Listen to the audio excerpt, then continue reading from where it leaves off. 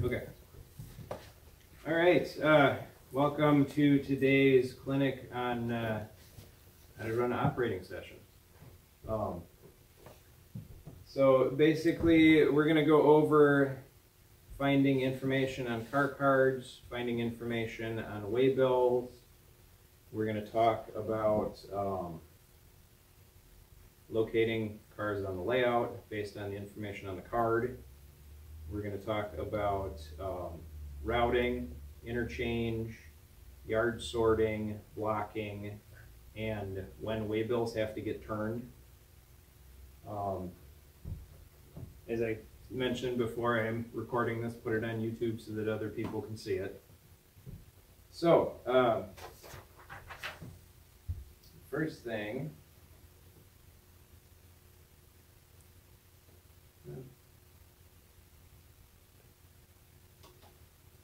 oh my goodness, don't worry, this will be edited out. Before you're going to get to the point where you can just say what a waybill is? We'll get there. Okay. There will be time for question and answers after I go over everything. Okay, so I have two examples of car cards here. The one on this side is a standard micromark car card that was filled out by hand. Some people can't read other people's chicken scratch, so I decided to go through and apply labels to ours so that they're easier to read, especially since some areas of the layout aren't that well lit, and some people don't see that well. You young guys don't have that problem, but some of us older guys do. So the first piece of information that's critical on these cards is the car type. Okay, looking at that, it will tell you what kind of a car you're looking for. Now you'll notice over here, TOFC, trailer on flat car. That's pretty specific. Over here it just says 50-foot flat car with the AAR code of type F. Okay.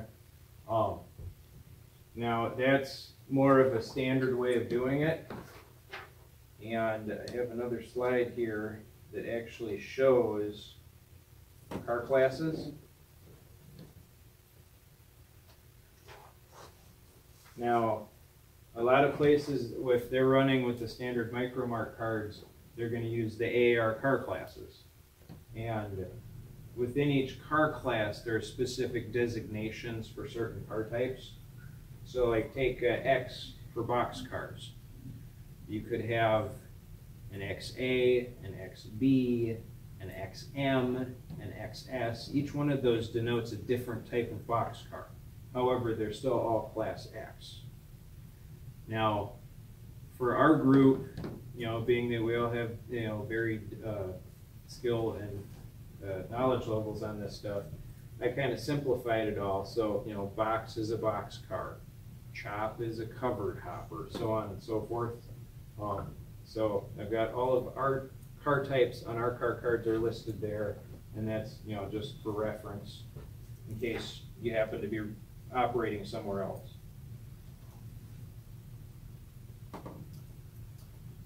So now the next critical piece of information is going to be your road name and your car number. And this is all to help identify the car.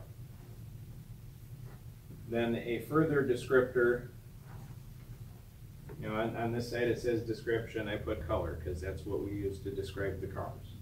Okay? So that's all information you can use to match the card to a car. Now on this screen, we have waybills. Well, what are waybills? Waybills are what give our rolling stock a purpose. Okay? On this side, you have the standard micromark waybill. As you can see, there's a lot of information there. The first couple of times we were in operating sessions here, people were a little confused on where things were supposed to go because you have an industry and a city, and then down below you have another industry and a city. And some of the people who weren't familiar with operating got a little confused by it. So I've made simplified ones. So each waybill You have a delivery location, a city, and what that car is carrying. So now just to show you the comparison, that right there, that's your delivery industry. That's where the car is going. That's what city the industry is in. That's what the car is carrying. Now on this screen, this is all the extra information that's on a micromark card. So you have a routing and you have a via.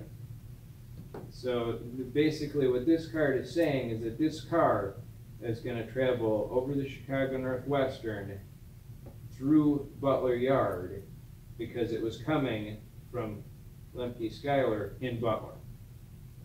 Okay? Now, if you can read upside down, you can actually see on the second waybill on this card that that's where it says it's going next. And this particular car just goes back and forth between these two locations. Now, routing and interchange. What I've done is I've taken, it's not the most current map, but a recent map of our layout, and just kind of highlighted for the operating sequence where the Milwaukee Road runs is in orange, where the Chicago North Western runs is in green. Anywhere that's red is shared trackage.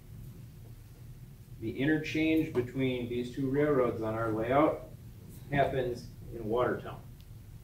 There's an interchange track here, there's an interchange track up here.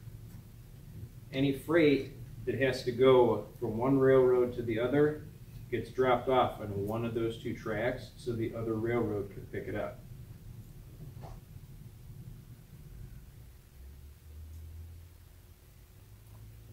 Okay, so for yard sorting and blocking, when a train arrives in the yard, it will get dropped off on the arrival track. The person running the yard has to look at the car cards they were given for the cars that were dropped off to determine where those cars need to go next. That's the first step, that's sorting it. So it's got to get sorted out by city. Once that train is sorted by city, it then has to be blocked.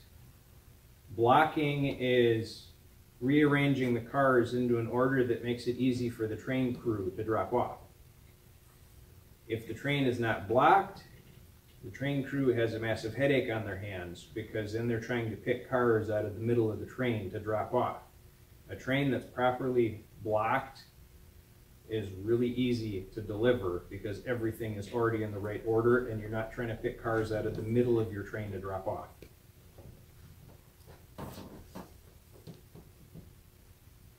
Okay, so turning the waybills.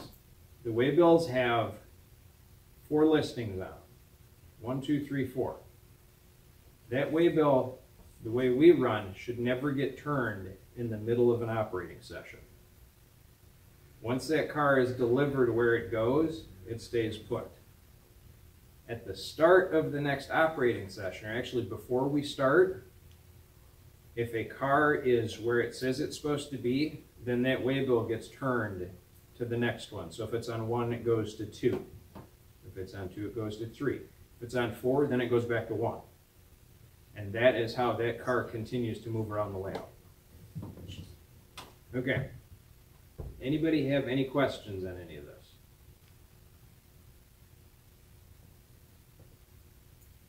So we all know what we're doing? Okay. All right, so now this train just arrived in the yard. Okay. Okay. Obviously, we don't have any electrical system, so we can't actually run the train right now. The first thing you want to do is make sure that your car cards are in the same order as the cars. Okay. So I'm just going to quick match these so that when I go to sort this, it's all the way I need it. Okay, see now, this tank card did not make it onto the train. It's okay, I'm just gonna add that in quick. I think he said he was gonna put down.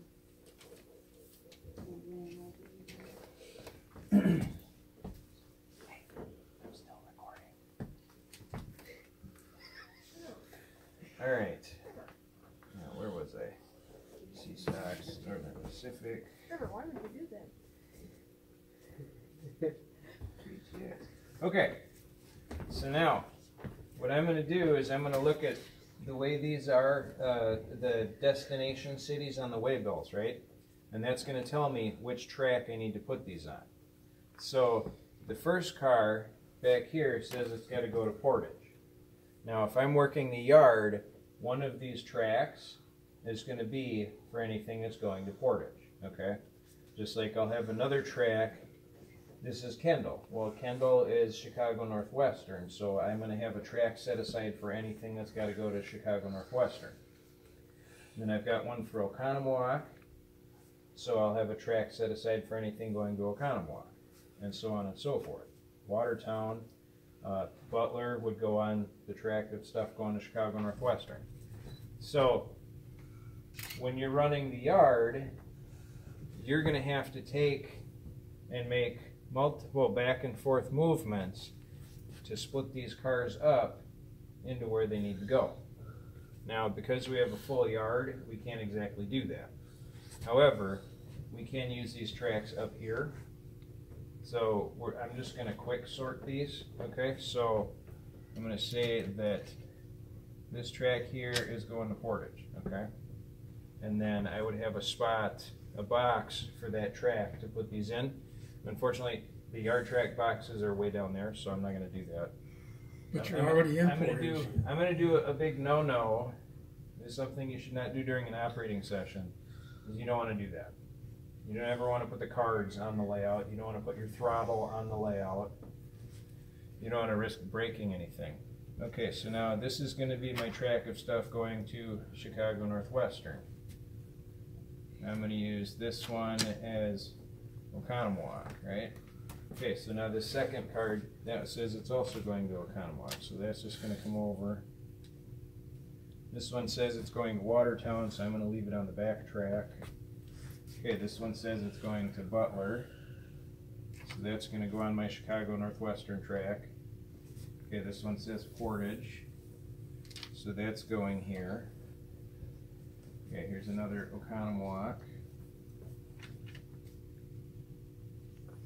Okay, this is Baraboo, that's Chicago Northwestern.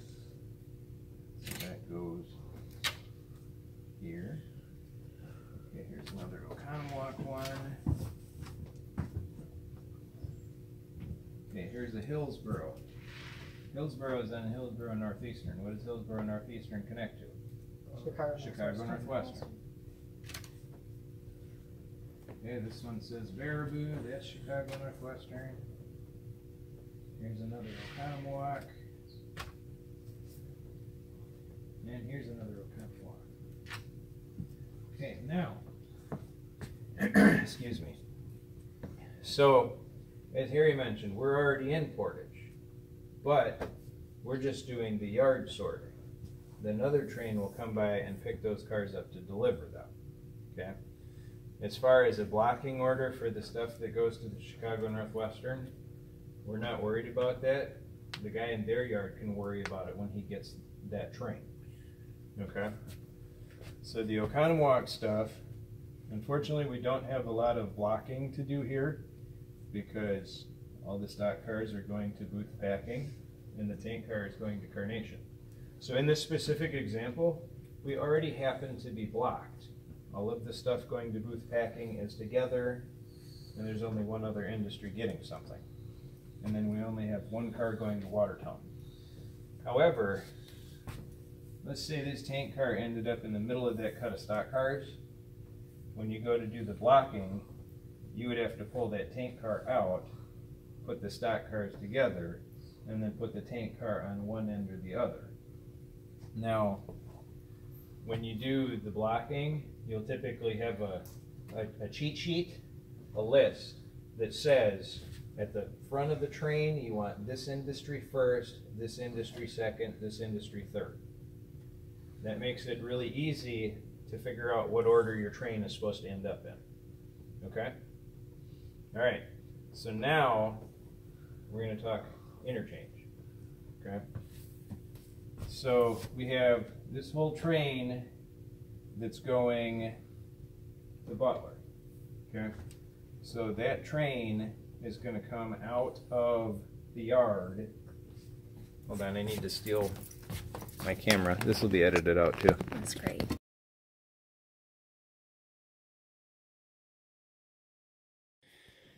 Okay, so the car card boxes are all labeled for the different industries. If you're coming from Portage, headed towards Milwaukee, are you going east or west? If you're coming from Portage, going to Milwaukee, you're going east, okay? So, we have this box here. It says eastbound interchange. That is this track right here, okay? So, when that Milwaukee Road train comes into Watertown, with all the cars that are going to the Chicago North Western, he's going to back all of those cars into this track, okay? So, why don't you go ahead and get all your cars in on that track, if they will all fit.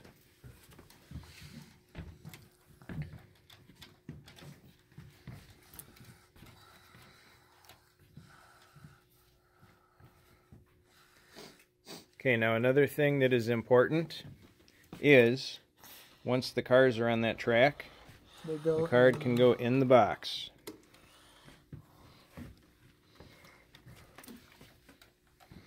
You might have to watch how that switch... Oh no, that switch is thrown the right way.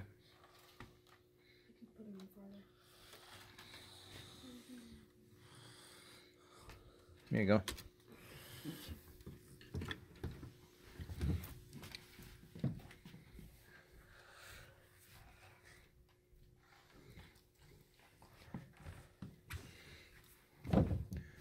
Is that the last car? Mm-hmm. Hey, look at that. We have just enough room for that whole train worth of interchange. Okay, now, Carter, yeah? Do you want to take those car cards and put them in the same order as that train? They're already in that order. Are you sure? Did everybody put their card in the front? Be the other way around. Now it's going to be backwards. Yeah. So it's okay. As long as it's in order one way or the other, that's okay.